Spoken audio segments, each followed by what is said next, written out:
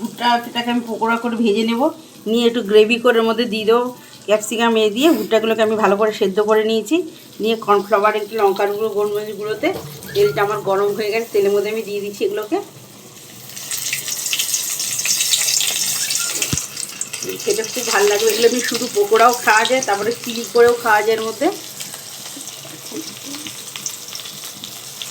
Chilli করেও খাওয়া যায় এগুলোকে। এবার আমার পকোড়াগুলো হয়ে গেছে, এবার আমি তুলে নিচ্ছি। দেখুন কি সুন্দর লাগছে এগুলোকে। এগুলো শুধুও খাওয়া যায়, এমনিও করা যায়, চিলি করা যায়। আমি একটু চিলিও করে নেবো এটাকে। আমি চিলি করছি, ক্যাপসিকামটাকে বসিয়ে দিচ্ছি এখানে অল্প একটু তেল দিয়ে। ক্যাপসিকামটা হালকা আমার ফ্রাই হয়ে এসেছে, এটাকে বেশি ভাজবো না ক্যাপসিকামগুলোকে। এর মধ্যে আমি টমেটো সস, একটু সয়া সস, চিলি সস দিয়ে আমি গ্রেভিটা করে রেখেছি। আমি একটু হালকা মিষ্টিও দিয়ে দিয়েছি। যেগুলো দিয়ে দিলাম এগুলোকে এর মধ্যে হালকা একটু জল দিয়ে দেবো।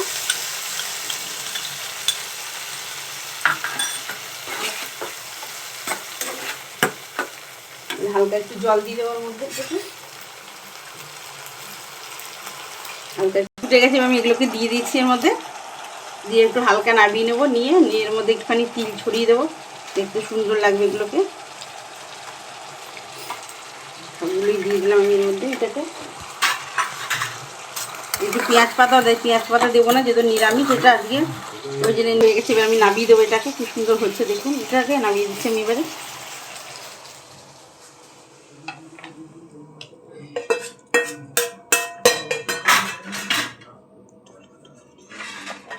হালকা একটু ওপরে তিল ছড়িয়ে দিচ্ছি, দেখুন কি সুন্দর লাগছে এটাকে। দেখুন যে যেখান দিচ্ছে আমার বেবিকর্ন চিলিটা আপনাদের ভালো লাগলে শেয়ার করবেন, কমেন্ট করবেন, লাইক করবেন, সাবস্ক্রাইব করবেন, তাহলে আমার খুব ভালো লাগে।